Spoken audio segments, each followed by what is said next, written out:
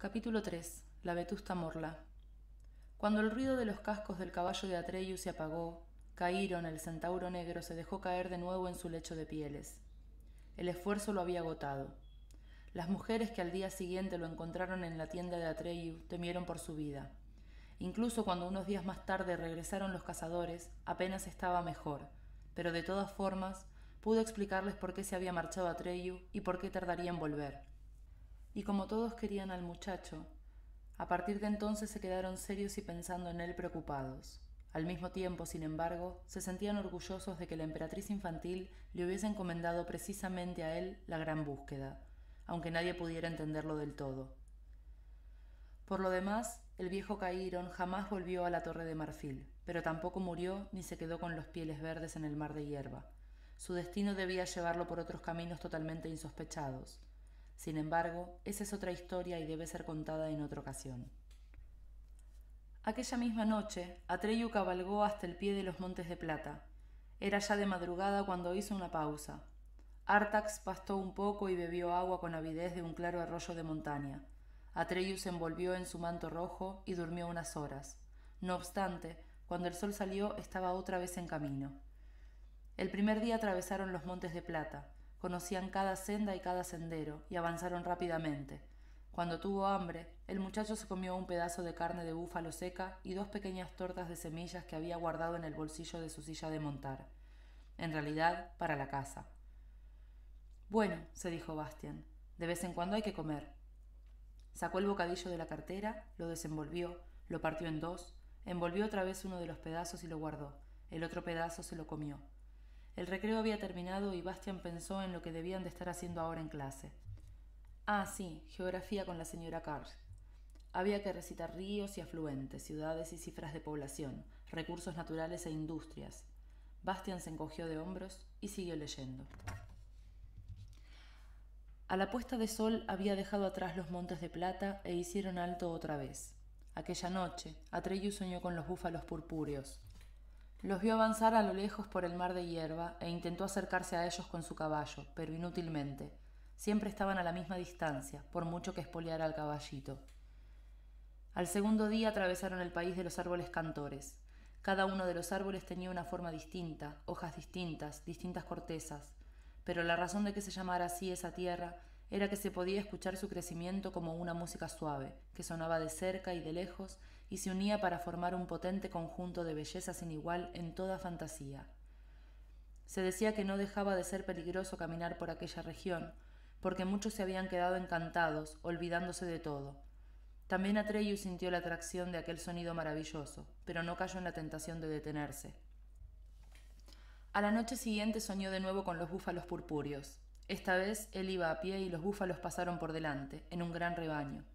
Pero estaban fuera del alcance de su arco, y cuando quiso darles caza se dio cuenta de que tenía los pies clavados al suelo y no podía moverse.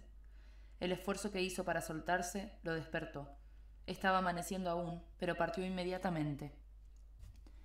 El tercer día vio las torres de cristal de Erivo, en las que los habitantes de la región capturaban y guardaban la luz de las estrellas.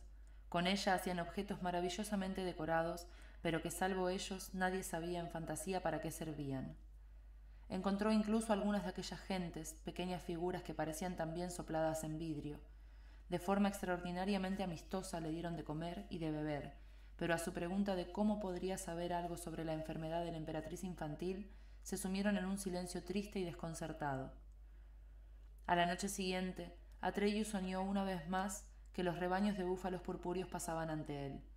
Vio como uno de los animales, un macho especialmente grande y majestuoso, se separaba de los demás y se dirigía lentamente y sin dar señales de miedo ni cólera hacia donde él estaba.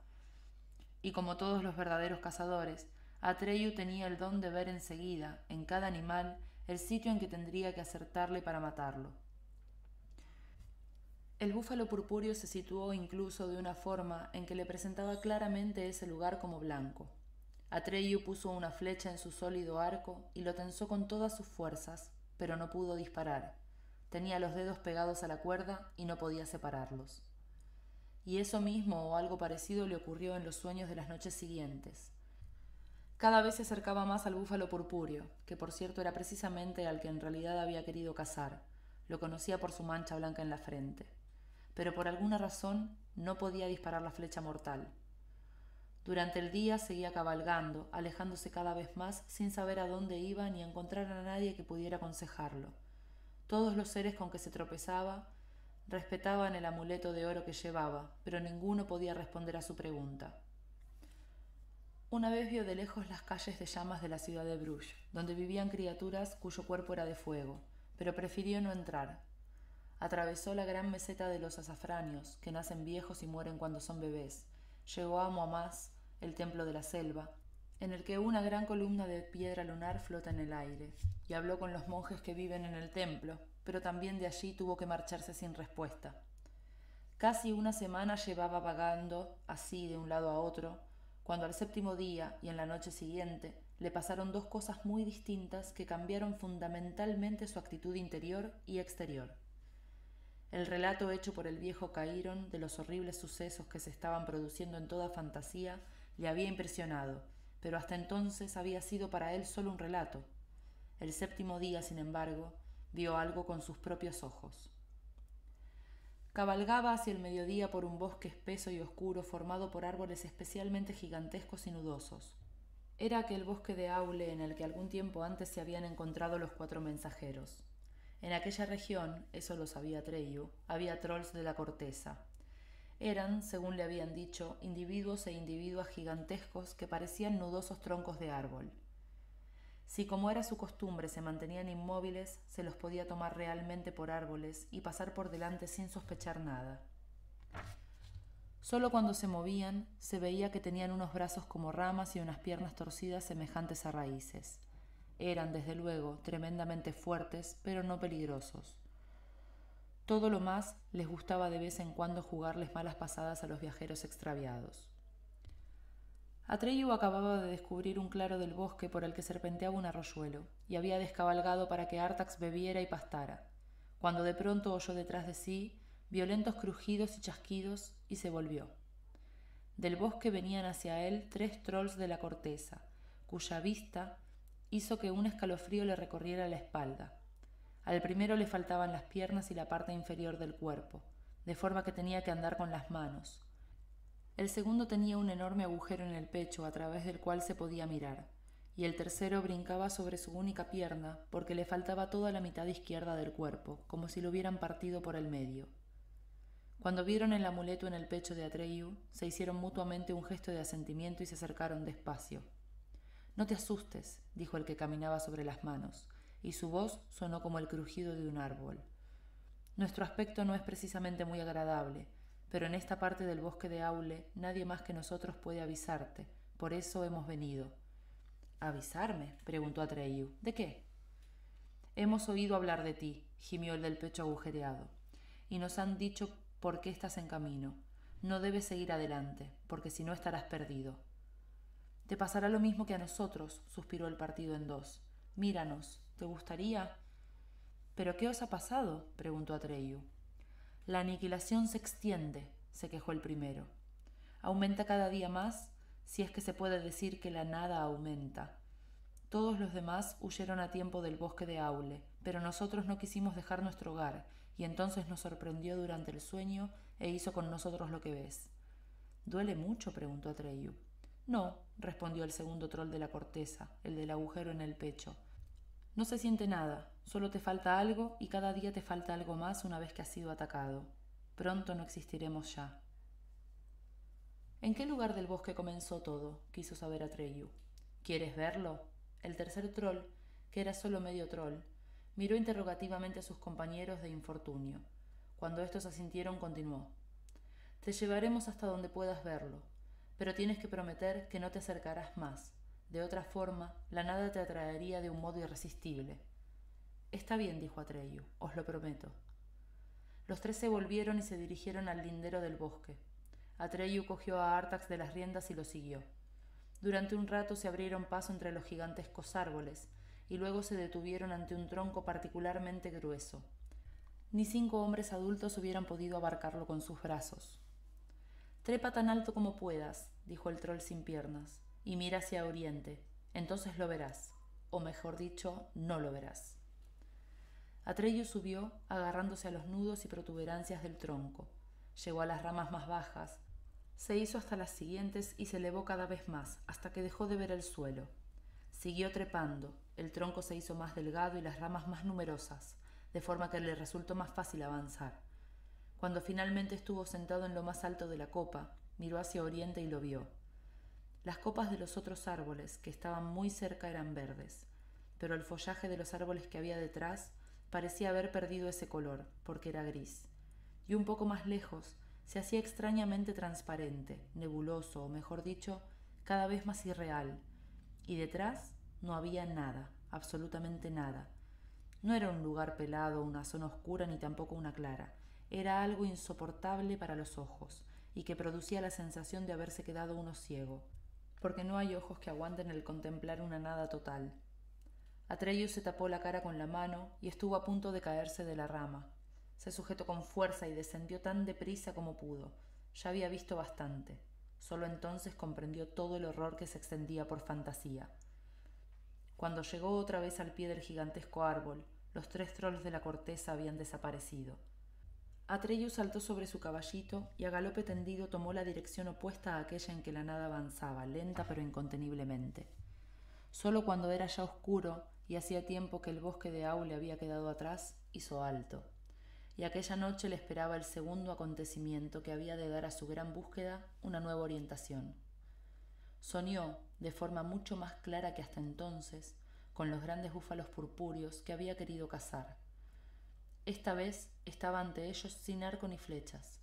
Él se sentía muy pequeño, pero la cabeza del gran animal cubría el cielo entero, y oyó cómo le hablaba. No pudo entenderlo todo, pero aproximadamente le dijo así: «Si me hubieses matado, serías ahora un cazador. Sin embargo, renunciaste a ello y por eso puedo ayudarte ahora. Atreyu, escucha. Hay un ser en fantasía que es más viejo que todos los otros. Lejos, muy lejos al norte, está el pantano de la tristeza. En medio de ese pantano se alza la montaña de Cuerno y allí vive la vetusta Morla. Busca la vetusta Morla». Entonces Atreyu se despertó. El reloj de la torre dio las 12. Los compañeros de Bastian irían pronto a dar la última clase en el gimnasio. Quizá jugasen hoy con aquel balón medicinal grande y pesado con el que Bastian se daba siempre tan mala maña, por lo que ninguno de los equipos lo quería como jugador. A veces tenían que jugar también con una pelota pequeña, dura como una piedra. Se hacía muchísimo daño cuando le daba uno, y a Bastian le daban siempre, y con todas las ganas, porque ofrecía un blanco fácil. Sin embargo, quizá hoy hubiera que hacer cuerdas, un ejercicio que Bastian detestaba especialmente. Mientras que la mayoría de los otros estaban ya arriba, él se columpiaba casi siempre como un saco de patatas, con la cara roja como un tomate al extremo inferior de la cuerda, con gran regocijo de toda la clase, pero sin ser capaz de trepar ni medio metro. Y el señor Menge, el profesor de gimnasia, no escatimaba las bromas a su costa. Bastian hubiera dado cualquier cosa por ser como Atreyu. Entonces le hubiera dado a todos una lección. Suspiró profundamente. Atreyu cabalgó hacia el norte, siempre hacia el norte. Solo se permitía a su caballo las pausas más estrictamente necesarias para dormir y comer. Cabalgó día y noche con el ardor del sol y bajo la lluvia, a través de tormentas y tempestades. No vio nada ni consultó con nadie más. Cuanto más avanzaba hacia el norte, tanto más oscuro se hacía. Un crepúsculo gris de plomo, siempre igual, llenaba los días. Por las noches las auroras boreales iluminaban el cielo. Una mañana, en cuya turbia luz el tiempo parecía haberse detenido, vio por fin desde una colina el pantano de la tristeza. Vapores de niebla flotaban sobre él, y de ellos surgían bosquecillos de árboles, cuyos troncos se abrían por abajo en 4, 5 o más zancos retorcidos, de formas que parecían grandes cangrejos, sostenidos sobre muchas patas en el agua negra. Del follaje pardo colgaban por doquier raíces aéreas, como tentáculos inmóviles. Era casi imposible saber dónde era firme el suelo entre las charcas y dónde consistía solo en una alfombra de plantas acuáticas. Artax resopló suavemente de espanto. «Sí», respondió Atreyu. «Hemos de encontrar la montaña de Cuerno, que está en medio de este pantano». Espolió a Artax y el caballito obedeció. Paso a paso iba comprobando la firmeza del suelo, y de ese modo avanzaban lentamente. Finalmente Atreyu desmontó y llevó a Artax de las riendas. El caballo se hundió unas cuantas veces, pero consiguió siempre salir. No obstante, cuando más profundamente se adentraban en el pantano de la tristeza, tanto más torpes se hacían sus movimientos. Dejaba colgar la cabeza y se limitaba a arrastrarse hacia adelante. «Artax», dijo Atreyu, «¿qué te pasa?» «No lo sé, señor», respondió el animal. «Creo que deberíamos volver. No tiene ningún sentido. Corremos tras algo que solo has soñado, pero no lo encontraremos. Quizás sea de todas formas demasiado tarde. Quizás haya muerto ya la emperatriz infantil, y todo lo que hacemos sea absurdo. Vamos a volver, señor». «Nunca me has hablado así, Artax», dijo asombrado Atreyu. «¿Qué te pasa? ¿Estás enfermo?» «Es posible», contestó Artax. «A cada paso que damos, la tristeza de mi corazón aumenta. Ya no tengo esperanza, señor. Y me siento cansado, tan cansado, que no puedo más». «Pero tenemos que seguir», exclamó Atreyu. «Vamos, Artax». Le tiró de las riendas, pero Artax se quedó inmóvil. Se había hundido ya hasta el vientre y no hacía nada por liberarse. «Artax», gritó Atreyu, «no puedes abandonar ahora. Vamos, sal de ahí o te hundirás». «Déjeme, señor», respondió el caballito. «No puedo soportar más esta tristeza. Voy a morir». Atreyu tiró desesperadamente de las riendas, pero el caballito se hundía cada vez más. Atreyu no podía hacer nada. Cuando finalmente solo la cabeza del animal sobresalía ya del agua negra, Atreyu la cogió entre sus brazos. «Yo te sostendré, Artax», le dijo al oído. «No dejaré que te hundas». El caballito relinchó una vez más suavemente. «No puedes ayudarme, señor. Estoy acabado. Ninguno de los dos sabíamos lo que nos esperaba. Ahora sabemos por qué el pantano de la tristeza se llama así. La tristeza me ha hecho tan pesado que me hundo. No hay escapatoria». «Pero si yo también estoy aquí», dijo Atreyu, «y no me pasa nada». «Llevas el esplendor, señor», respondió Artax, «y te protege». «Entonces te colgaré el signo», balbuceó Atreyu. «Quizás te proteja también». Quiso ponerle la cadena alrededor del cuello. «No», resopló el caballito, «no debes hacerlo, señor. El pentáculo te lo han dado a ti, y no tienes derecho a dárselo a nadie, aunque quisieras. Tendrás que seguir buscando sin mí». Atreyu apretó su cara contra la quijada del caballo. «Artax», susurró estranguladamente. «Mi Artax». «¿Quieres hacer algo por mí todavía, señor?», preguntó el animal. Atreyu asintió en silencio. «Entonces márchate, por favor. No me gustaría que me vieras cuando llegue el último momento. ¿Me harás ese favor?» Atreyu se puso lentamente en pie. La cabeza de su caballo estaba ahora medio sumergida en el agua negra. «Adiós, Atreyu, mi señor», dijo Artax, «y gracias». Atreyu apretó los labios. No podía decir nada. Saludó una vez más a Artax con la cabeza y luego se dio media vuelta y se fue. Bastian sollozó. No pudo evitarlo. Tenía los ojos llenos de lágrimas y no podía seguir leyendo. Tuvo que sacar el pañuelo y sonarse la nariz antes de poder continuar. ¿Cuánto tiempo siguió vadeando? Vadeando simplemente. No lo supo nunca Atreyu. Estaba ciego y sordo. La niebla se hacía cada vez más espesa y tenía la sensación de caminar en redondo hacía horas.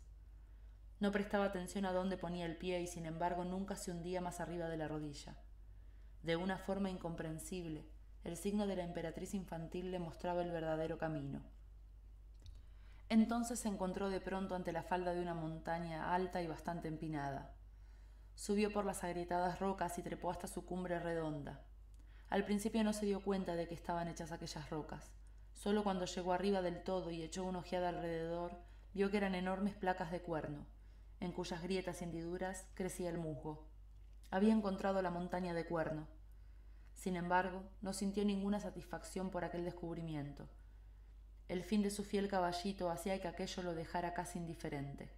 Ahora tenía que descubrir quién era y dónde estaba aquella vetusta morla que vivía allí. Mientras estaba aún pensando, sintió de pronto que un ligero estremecimiento recorría la montaña, y luego oyó un tremendo resoplar y chasquear y una voz que parecía venir de las entrañas más profundas de la tierra. «Mira, vieja, algo huye por ahí sobre nosotras». Atreyu se apresuró a dirigirse al final de la cresta de la montaña, de donde venía la voz. Sin embargo, resbaló en una alfombra de musgo y empezó a patinar. No pudo agarrarse de nada, se deslizó cada vez más aprisa y finalmente se despeñó. Por suerte cayó en uno de los árboles que había abajo. Sus ramas lo sostuvieron. Atreyu vio ante sí una gigantesca caverna en la montaña, en la que el agua negra salpicaba y chapoteaba, porque algo se movía allí dentro, saliendo lentamente. Solo cuando hubo salido del todo se dio cuenta Atreyu de que era una cabeza unida a un cuello largo y arrugado, la cabeza de una tortuga. Sus ojos eran grandes como charcos negros, su hocico chorreaba fango y algas. Toda aquella montaña de cuerno, Atreyu lo comprendió de pronto, era un único y monstruoso animal, una formidable tortuga de pantano, la vetusta morla. Entonces se oyó aquella voz jadeante y gorgoteante. «¿Qué haces ahí, pequeño?» Atreyu cogió el amuleto de su pecho y lo sostuvo de forma que los ojos grandes como charcos de la tortuga pudieran verlo. «¿Sabes qué es esto, Morla?» Pasó un rato antes de que ella respondiera. «Mira, vieja, Aurín, hacía tiempo que no lo veíamos. El signo de la emperatriz infantil, hacía tiempo. La emperatriz infantil está enferma», repuso Atreyu. «¿Lo sabías?» «Nos da lo mismo, ¿no es cierto, vieja?», respondió la Morla. Parecía hablar consigo misma de aquella forma peculiar, quizás porque no tenía nadie con quien hablar, quién sabe desde hacía cuánto tiempo. «Si no la salvamos morirá», añadió Atreyu más apremiantemente. «Bueno», respondió la Morla.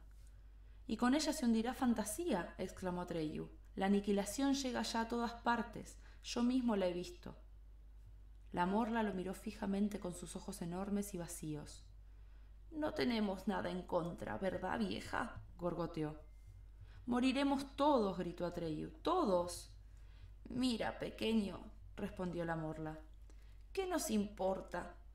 Nada tiene importancia ya para nosotras. Todo da lo mismo, exactamente lo mismo». «También tú serás aniquilada, Morla», gritó Atreyu furioso. «También tú. ¿O es que crees que por ser tan vieja sobrevivirás a Fantasía?» «Mira», gorgoteó la Morla, «somos viejas, pequeño, demasiado viejas, y hemos vivido bastante. Hemos vivido demasiado. Para quien sabe tanto como nosotras, nada es importante ya. Todo se repite eternamente, el día y la noche, el verano y el invierno. El mundo está vacío y no tiene sentido. Todo se mueve en círculos. Lo que aparece debe desaparecer, y lo que nace debe morir. Todo pasa, el bien y el mal, la estupidez y la sabiduría, la belleza y la fealdad. Todo está vacío, nada es verdad, nada es importante». Atreyu no supo qué responder. La mirada gigantesca, oscura y vacía de la vetusta Morla paralizaba su mente. Al cabo de un rato la oyó hablar de nuevo. «Eres muy joven, pequeño. Nosotras somos viejas. Si fueras tan viejo como nosotras, sabrías que no hay nada más que tristeza. Mira, ¿por qué no hemos de morir tú, yo, la emperatriz infantil? Todos, todos. Todo es solo una apariencia, un juego de la nada. Todo da exactamente lo mismo. Déjanos en paz, pequeño, y vete». Atreyu recurrió a toda su fuerza de voluntad para contrarrestar el entumecimiento que le producía la mirada de la vetusta Morla. «Si tanto sabes», dijo, «también sabrás en qué consiste la enfermedad de la emperatriz infantil y si hay para ella remedio». «Lo sabemos, ¿verdad, vieja? Lo sabemos», resolló la Morla. «Pero da lo mismo que ella se salve o no. Por lo tanto, ¿por qué tendríamos que decírtelo?» «Si realmente te da lo mismo», la apremió Atreyu, «también podrías decírmelo». «Podríamos también, vieja, ¿verdad?», gruñó la Morla. «Pero no tenemos ganas». «Entonces», exclamó Atreyu, «no es verdad que todo te dé lo mismo. Ni siquiera tú te crees lo que dices». Durante mucho tiempo reinó el silencio, y luego Atreyu oyó unos gorgojeos y revueltos profundos. Debían de ser una especie de risa, si es que la vetusta Morla podía reír todavía. En cualquier caso dijo: «Eres astuto, pequeño, vaya, eres listo. Hacía tiempo que no nos divertíamos tanto, ¿verdad, vieja? Vaya, también podríamos decírtelo, no hay ninguna diferencia. ¿Se lo decimos, vieja?». Hubo un largo silencio. Atreyu esperaba impaciente la respuesta de la morla, sin interrumpir con sus preguntas los lentos y desesperantes pensamientos de ella. Por fin, la tortuga siguió hablando. Tú vives poco, pequeño. Nosotras vivimos mucho, demasiado. Pero los dos vivimos en el tiempo. Tú poco, nosotras mucho. La emperatriz infantil existe ya antes que nosotras, pero no es vieja. Ella es siempre joven. Mira, su existencia no se mide por tiempo, sino por nombres. Necesita un nuevo nombre, siempre un nombre nuevo. ¿Sabes sus nombres, pequeño? No, reconoció Atreyu. Nunca los he oído. Es que no puedes haberlos oído, respondió la morla. Ni siquiera nosotras podemos recordarlos, y sin embargo ha tenido muchos. Pero todos se han olvidado, todos han pasado. No obstante, sin nombre no puede vivir. La emperatriz infantil solo necesita tener un nuevo nombre para ponerse bien. Sin embargo, no importa si se pone bien o no. Cerró sus ojos grandes como charcos y empezó a recoger lentamente la cabeza. —¡Espera! —gritó Atreyu. ¿De quién recibe los nombres? ¿Quién puede darle un nombre? ¿Dónde puedo encontrar ese nombre? Ninguno de nosotros, oyó gorgotear a la morla. Ningún ser de fantasía puede darle un nuevo nombre. Por eso todo es inútil. No te preocupes, pequeño. Nada importa. —¿Entonces quién? —gritó Atreyu fuera de sí. ¿Quién puede darle un nombre que la salve y nos salve a todos? —No hagas tanto ruido —dijo la morla—. Déjanos en paz y márchate. Tampoco nosotras sabemos quién puede hacerlo. —Si no lo sabes —gritó Atreyu aún más fuerte—, ¿quién puede saberlo? Ella abrió de nuevo los ojos. —Si no llevases el esplendor —resopló—, te comeríamos, solo para estar tranquilas. Vaya. —¿Quién? —insistió Atreyu—. Dime quién lo sabe y te dejaré en paz para siempre. —Al fin y al cabo da lo mismo —respondió ella—. Quizá Uyulala, en el oráculo del sur. Quizá ella lo sepa. ¿Qué nos importa? —¿Y cómo puedo llegar hasta allí? —No puedes llegar de ninguna forma, pequeño. Vaya, ni en 10.000 días de viaje. Vives demasiado poco. Morirás antes. Está demasiado lejos en el sur. Demasiado lejos. Por eso todo es inútil. Se lo habíamos dicho desde el principio, ¿verdad, vieja? Déjalo estar y renuncia, pequeño. Y sobre todo, déjanos en paz. Diciendo esto, cerró definitivamente sus ojos de mirada vacía y metió otra vez la cabeza en la cueva. Atreyu supo que no podría sacar nada más de ella.